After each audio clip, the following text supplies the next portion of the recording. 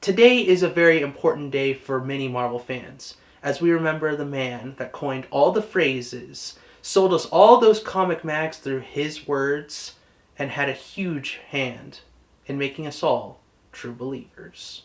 Stan Lee Lieber, or as known to the masses as Stan the Man Lee, is one of the most recognizable names and faces in comics. And today would have been his 100th birthday. Around this time, I was hoping to have read all his comics and make a top 10 Stan Lee comics list. But I've only gotten a little bit above 60% as his career spans all the way back to the early 40s. And the farther back it is, the harder it is to track down. Anyway, I thought why not do a countdown on his cameos from all mediums. Let's start off with something that's factual. There's nothing too short that I can't cameo. Number 10. Love seeing you two together again. You always were my favorites. In actuality, his favorite is Peter and Gwen. But this is a couple that's a favorite in many Spidey fans' hearts. Hearing him say it was a cherry on top, along with unexpectedly showing up, since he rarely makes appearances in video games. Number 9. This one's a sad one, as not only did Stan serve in World War II, but the first character he ever wrote for was Captain America himself. Number 8. He had the same look as he did in 1970, and an added bonus is that's how Joan Lee looked back then too, as the two ride off for their last Marvel-related cameo. Make love, not war. Number 7. You know, I guess one person can make a difference. Enough said.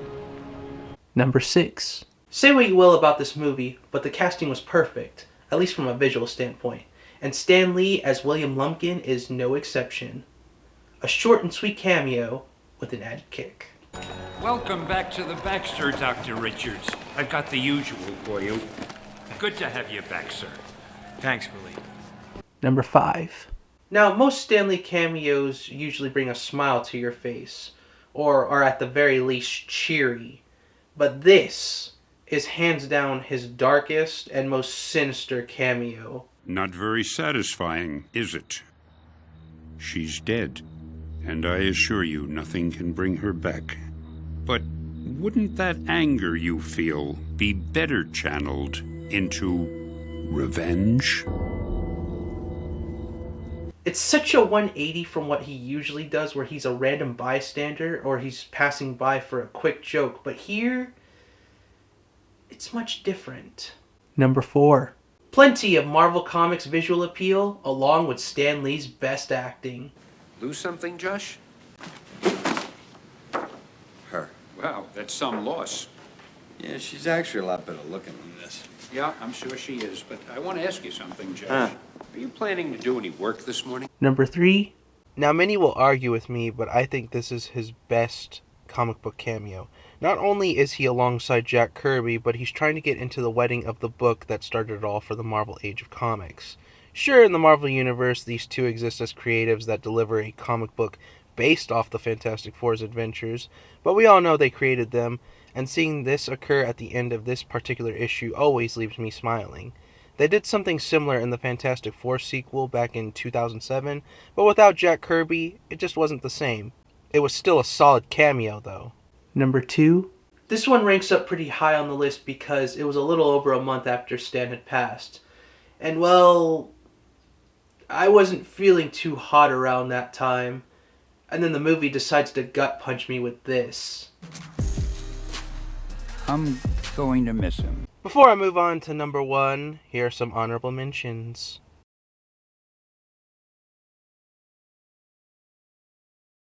Oh, hey, how about these? They wore them in the X-Men. I'm back. I don't care if it's a DC movie. I love cameos. Not now, Stan Lee! Excelsior! Stop trying to scare us. Come on. All right.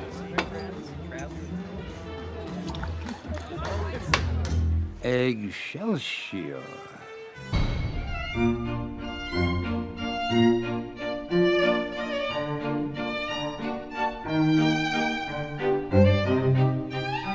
Please, you couldn't even change into Bill Bixby.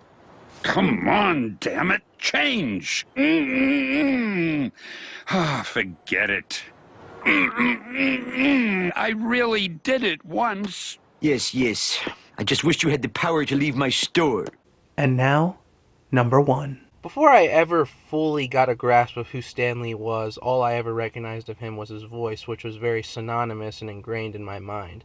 But never had I gotten a visual of the man until I saw him in the finale of Spider-Man the Animated Series. Almost instantly I recognized his voice and finally had a face attached to it. Not only is this a big moment for this Spidey to meet his creator and to know that he's known as a hero in another world, but he also gets the last piece of his character development, becoming someone that Stan never initially conceived. Going back and watching cameos like this is really hard because of the amount of influence this one creative had on your entire life. And knowing that they're no longer around, well, that's just hard to accept. Nonetheless, happy 100 to Stanley Lieber. This one was for you, Generalissimo. So, what'd you think of the list? Did I get it right? If there's any cameos that you think should have been on the list that were left off, let me know in the comments section below. And from me to you, have a happy new year. I'm Lena Mars of the MCA Productions crew, and as always, true believers and newcomers alike. Excelsior!